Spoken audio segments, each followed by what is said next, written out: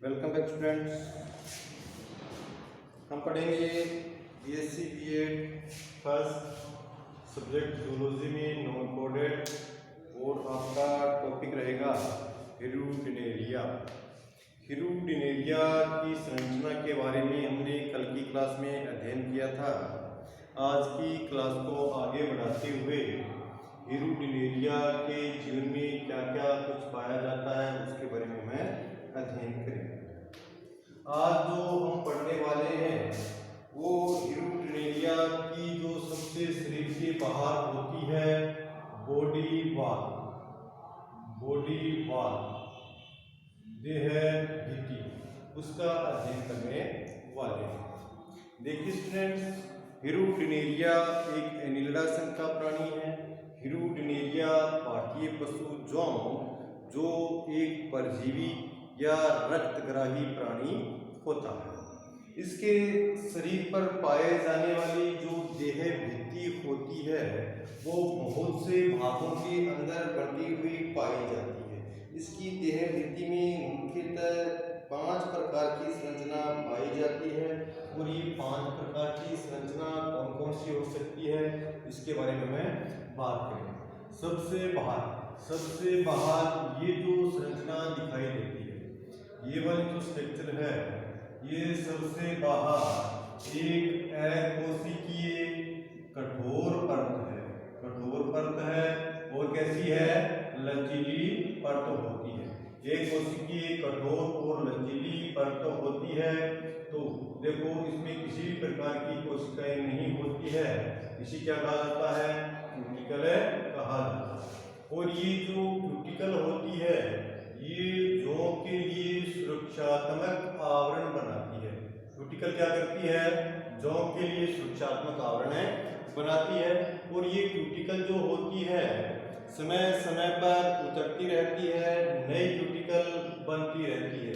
Cuticle समय समय उतरती रहती है और नई क्यूटिकल बनती रहती है। जो नई क्यूटिकल जो बनती है वो एपिडर्मिस के द्वारा बनती है। बनने वाली नई क्यूटिकल किसके द्वारा बनती है, एपिडर्मिस के द्वारा बनती है। यानी कि सबसे बाहरी आवरण के रूप में जो सुरक्षात्मक आवरण होता है वह कोशिकीय स्तर एक क्यूटिकल होती है।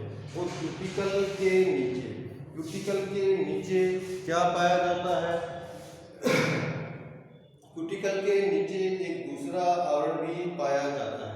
क्यूटिकल के नीचे जो दूसरा आवरण आपका इसका होगा वह होता है एपिडर्मिस। वह इतना जो आवरण है ये इसका है, एपिडर्मिस का होता है। इसकी एपिडर्मिस जो होती है ये इसका कोशिकीय स्तर होता है। एपिडर्मिस एक मोटा स्तर है, कोशिकीय स्तर होता है। इसमें विशिष्ट प्रकार की कोशिकाओं से निर्मित स्तर होता है। इसकी कई कोशिकाएं मुग्धाकार के समान भी होती है जो विशिष्ट प्रकार के पदार्थों का स्त्रावण करने का काम करती है। अर्थात इसके अंदर जो कोशिकाएं विशिष्ट प्रकार की होती है, मुग्धाकार की कोशिकाएं होती है, ये कोशिकाएं क्या कहलाती है, सलिम ग्लैंड कहलाती है या श्लेष्मिक, यानी क्या कहते हैं, श्लेष्मिक ग्रंथि कहा जाता है। और ये कोशिकाएं बाहर की तरफ क्यूटिकल के तरफ एक छिद्र के द्वारा खुलती है। इन कोशिकाओं के द्वारा विशिष्ट पदार्थ का एक चिपचिपा पदार्थ स्रावित किया जाता है। और ये चिपचिपा पदार्थ जो होता है ये श्लेष्मा होती है। और जो श्लेष्मा जो होती है वो जोंक के शरीर को कुछ चिकना बनाए रखती है और नम बनाए रखती है। तो ये जो एपिडर्मिस के अंदर एक कोशिकाएं का स्तर होता है और ये कोशिकाओं का समूह विशिष्ट प्रकार की ग्रंथि बनाता है।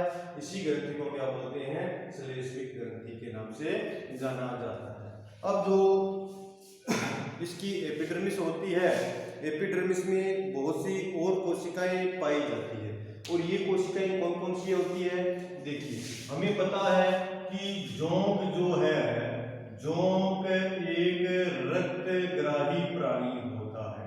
तो रक्तग्राही प्राणी है तो भोजन के लिए इसे क्या चाहिए, रक्त चाहिए। तो रक्त चूसने के लिए इसमें क्या पाए जाते हैं, शक्कर पाए जाते हैं। शक्कर कितने होते हैं? 2 होते हैं। एक तो एंटेरियर होता है और जबकि दूसरा क्या होता है? पोस्टेरियर शक्कर होता है। अर्थात 2 चूसक इसमें पाए जाते हैं और चूसक के बाहर भी देह भित्ति पाई जाती है और वो एक प्रकार की भित्ति जो होती है इसकी जो एपिडर्मिस होती है इनके अंदर क्या पाई जाती है? शक्कर ग्लैंड पाई जाती है। और ये शक्कर ग्रंथियां जो होती है ये इस प्राणी की जो चूसक होते हैं चूसक के चारों ओर नलिकाकार ग्रंथियों के रूप में पाए जाते हैं। तो ये जो ग्रंथियां क्या करती है कि जो इसके जो स्कर्श होते हैं शक्कर की सहायता से ये क्या करते हैं? यहाँ पर ये ग्रंथियां होती है इस प्रकार से और ये विशिष्ट प्रकार का चिपचिपा सा पदार्थ स्रावित करती है जिसके कारण ये प्राणी जो होते हैं किसी भी परपोषी के साथ क्या कर सकते हैं या किसी भी स्तर से क्या हो सकते हैं इस प्रकार से चिपक सकते हैं। तो जो शक्कर ग्लैंड होती है इसे चिपकाने में क्या करती है? योगदान करती है। तो शक्कर ग्लैंड भी यह एक एपिडर्मिस का भाग होता है अर्थात एपिडर्मिस के अंदर पाई जाने वाली यह दूसरी ग्रंथि होती है। तीसरी ग्रंथि की हम इसमें बात कर लेते हैं। तीसरी ग्रंथि हमें पता है कि तीसरी ग्रंथि का हम नाम क्या लेते हैं? प्रोस्टोमियल ग्लैंड। तीसरी ग्रंथि को क्या बोलते हैं? प्रोस्टोमियल ग्लैंड। जो प्रोस्टोमियल ग्लैंड होती है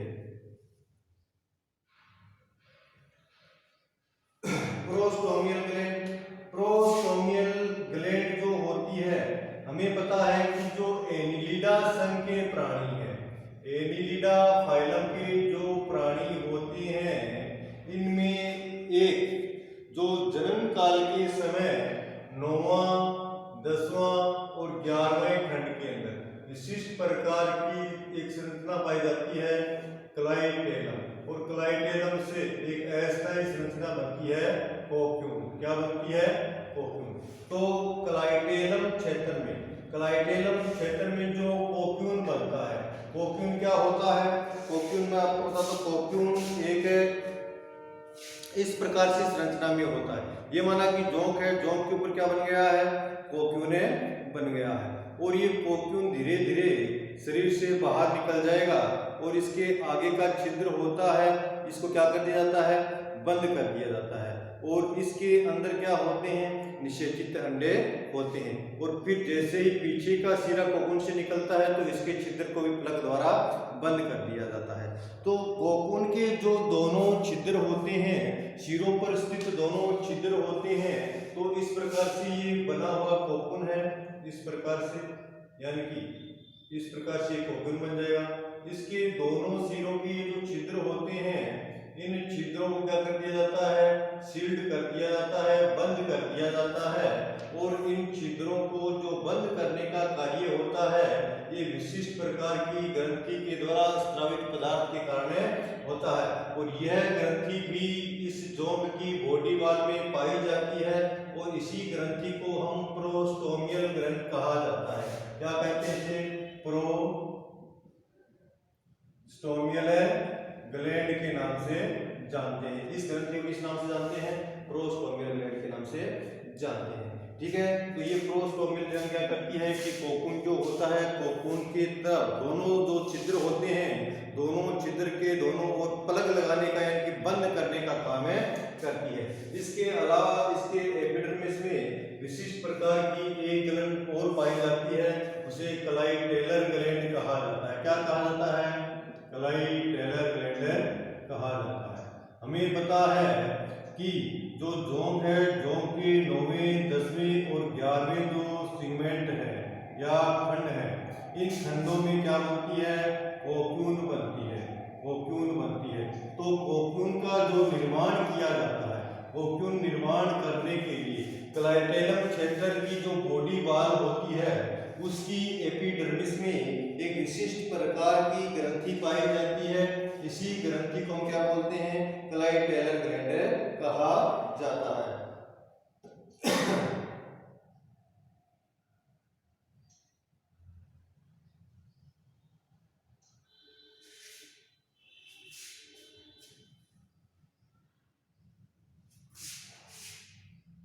क्लाइटेलर ग्लैंड कहा जाता है।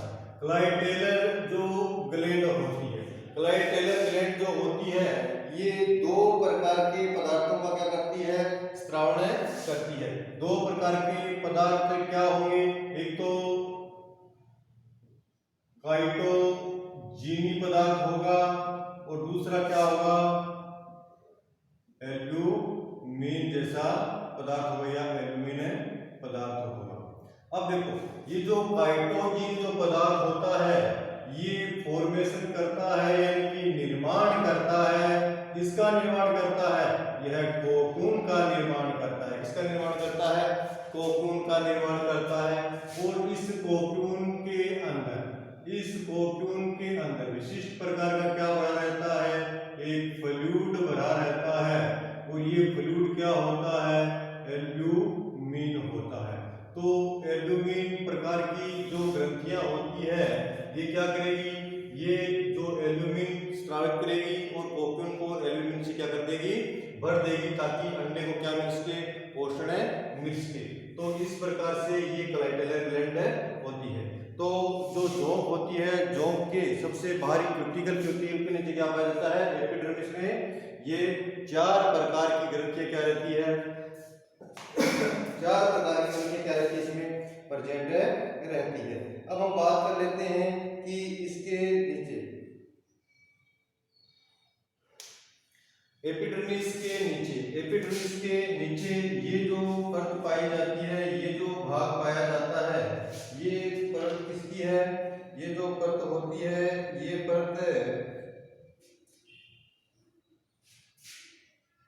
परत डर्मिस की होती है। किसकी होती है, डर्मिस की होती है। तो एपिडर्मिस के नीचे ये जो परत होती है ये डर्मिस की होती है। और डर्मिस के अंदर विशिष्ट प्रकार की कणिकाएं पाई जाती है, विशिष्ट प्रकार की संवेदी तंत्र इसमें पाया जाता है, विशिष्ट प्रकार की कैपिलरीज या ब्लड कोशिकाएं इसमें पाई जाती है, या हीमोसाइनिट्स के ये उत्तरदायी कोशिकाएं इसमें अंदर पाई जाती है। तो डर्मिस के एपिडर्मिस के नीचे वाला स्तर ये क्या कहलाता है, डर्मिस कहलाता है। क्या कहलाता है, डर्मिस। अब डर्मिस के नीचे जो इसका सबसे इंपॉर्टेंट स्तर होता है, डर्मिस के नीचे जो सबसे मोटा स्तर जो होता है वो मोटा स्तर किसका होता है, मस्कुलर लेयर्स होती है। इसमें मस्कुलर ग्लैंड्स पाई जाती है, यानी कि ये जो मस्कुलर लेयर है मसल्स के रूप में है, इसमें क्या होती है, लॉन्जिट्यूडनल क्या पाई जाती है, लॉन्जिट्यूडनल मस्कुलर लेयर होती है, मसल से पाई जाती है। और ये इसकी बॉडी वॉल को मजबूती प्रदान करने का काम करती है और ये सबसे बड़ा स्तर होता है। और इस मस्कुलर लेयर के अंदर भी विशिष्ट प्रकार की जो मसल्स है वो पाई जाती है। और ये मसल्स कैसी होती है, ये तो मसल्स लॉन्जिट्यूडनल होती है, इसके अलावा इसमें इस प्रकार की मसल्स भी पाई जाती है। और इस प्रकार की मसल्स जो होती है वो वर्ताकार मसल्स कहा जाता है। वर्ताकार मसल्स के अलावा इसमें एक इस प्रकार की भी मसल्स पाई जाती है। इस प्रकार की मसल्स को हम क्या बोलते हैं, त्रियक मसल कहा जाता है। क्या कहता है, त्रियक मसल्स कहा जाता है, त्रियक मसल्स कहा जाता है। यानी कि इसका जो मस्कुलर लेयर होती है, मस्कुलर लेयर में सबसे मोटा स्तर इसका जो होता है, इसमें 3 प्रकार की मसल्स पाई जाती है। कौन कौन सी मसल्स पाई जाती है, एक तो लॉन्जिट्यूडनल यानी कि अनुदैर्ध्य या अनुलंब पेशी भी आप इसे कह सकते हो, दूसरी आपकी वर्ताकार पेशियां होती है, और तीसरी इसमें कौन सी होती है, तिर्यक प्रकार की पेशियां इसमें पाई जाती है। तो 3 प्रकार की पेशियों से बना हुआ सबसे बड़ा स्तर होता है किसके अंदर है, जोंक के अंदर, जो 3 स्तरों का 3 प्रकार की पेशियों का बना होता है। अब हम सबसे अंतिम पॉइंट की बात कर लेते हैं जो इसकी देह भित्ति के अंदर पाया जाता है, ये आपका बोट्रेडियल टिश्यू होता है। क्या होता है, बोट्रेडियल टिश्यू होता है। क्या होता है, बोट्रेडियल टिश्यू। बोट्रेडियल टिश्यू का पाया जाना वर्ग जो हेरिडोनेरिया है, हेरिडोनेरिया का क्या होता है, मुख्य मुख्य लक्षण होता है। बोट्रेटियल टिश्यू पाया जाना एड्रेनिया क्या होता है, मुख्य लक्षण होता है। ये बोट्रेटियल टिश्यू कैसे होता है, ये नलिकाओं के रूप में पाए जाने वाला एक टिश्यू होता है और इसमें विशिष्ट प्रकार की कणिकाएं पाई जाती है।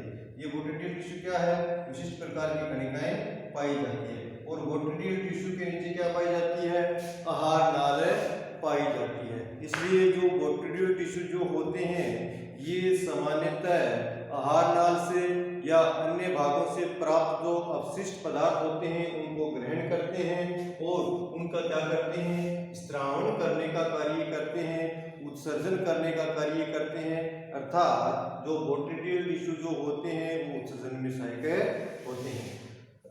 तो इस प्रकार से हम कह सकते हैं कि जो आपकी ये जोंक है, जोंक की जो देह भित्ति है, देह भित्ति मुख्यतः 5 स्तरों की बनी होती है। सबसे बाहर इसमें क्यूटिकल पाई जाती है, क्यूटिकल कोशिकीय स्तर होती है, क्यूटिकल कोशिकीय स्तर होती है।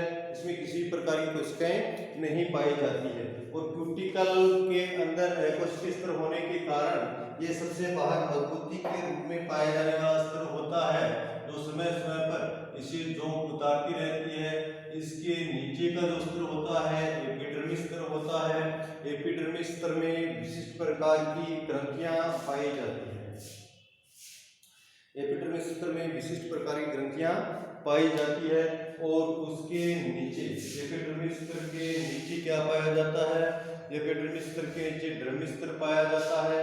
डर्मिस स्तर के नीचे जो है आपका मस्कुलर लेयर्स या मस्कुलर ग्लैंड इसमें पाई जाती है। इस मस्कुलर लेयर्स में 3 प्रकार की जो मसल्स है वो पाई जाती है, लॉन्जिट्यूडिनल है, वर्ताकार है और तिर्यक है। और सबसे नीचे की तरफ पाए जाने वाला एक टिश्यू होता है जो सामान्यतः उत्सर्जन में सहायक होता है, वह यूरिनेरिया का एक मुख्य लक्षण होता है। यूरिनेरिया का मुख्य लक्षण है, क्या लक्षण है कि इसमें बोट्रेटियल एक टिश्यूज पाया जाता है। ये बोट्रेटियल टिश्यूज जो देह भित्ति के अंतिम भाग की तरफ और आहार नाल के ऊपर पाए जाने वाला टिश्यू होता है। तो ये थी इसकी देह भित्ति के बारे में चर्चा थी। अब हम बात करते हैं कि जो जोंक है, जोंक में किस किस प्रकार के जो एक्सटर्नल अपर्चर्स है या इसके छिद्र हैं, कौन कौन से छिद्र इसमें पाए जाते हैं।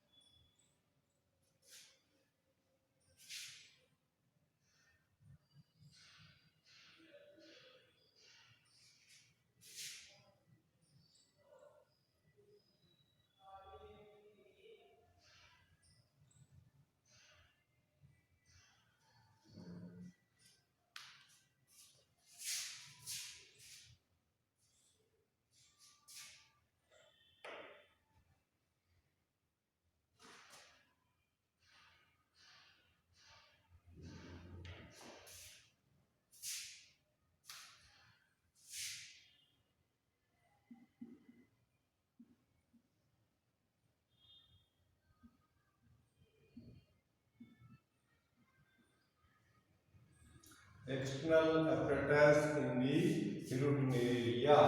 यूरिनेरिया के अंदर कौन कौन से छिद्र पाए जाते हैं, तो सबसे पहले हम बात कर लेते हैं कि जो सबसे ऊपर की ओर जो इसमें छिद्र होता है वह माउथ होता है। कैसा होता है, माउथ।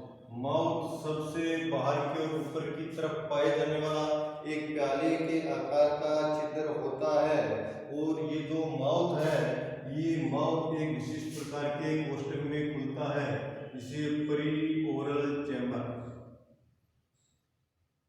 प्री ओरल चैम्बर कहा जाता है। और इसमें मुख्यतः 3 जबड़े पाए जाते हैं। कितने जबड़े पाए जाते हैं, 3 जबड़े पाए जाते हैं। और इस 3 जबड़े पाए जाने के कारण ये त्रियक आकार का इस प्रकार से क्या करता है, किसी भी प्राणी को काटता है तो इस प्रकार का चीरा लगाता है। तो सबसे पहला इसमें जो चित्र होता है वह इसका मौत होता है। इसके बाद हम बात कर लेते हैं कि इसमें क्या पाया जाता है। इसमें नेफ्रिडियल पोर पाए जाते हैं। नेफ्रिडियल पोर यानी कि इन्हें वृक्कक छिद्र भी बोलते हैं। क्या कहते हैं? वृक्कक छिद्र। इसके अंदर जो वृक्कक छिद्र होते हैं वो 17 जोड़ी वृक्कक छिद्र इसमें पाए जाते हैं। जो इसके छठे खंड से लेकर 22वें खंड तक 17 जोड़ी वृक्कक छिद्र, छठे खंड से लेकर 22वें खंड तक या 22वें खंड में ये 17 जोड़ी नेफ्रिडियल पोर पाए जाते हैं, वृक्कक छिद्र पाए जाते हैं, जो कि इसमें उत्सर्जन में सहायक होते हैं। तो इस प्रकार से इसमें कोई 3 छिद्र और भी पाए जाते हैं। और ये जो तीनों छिद्र हैं ये कौन कौन से होते हैं? देखिए, एक तो इसमें कल भी हमने चर्चा की थी, कौन सा होता है? मेल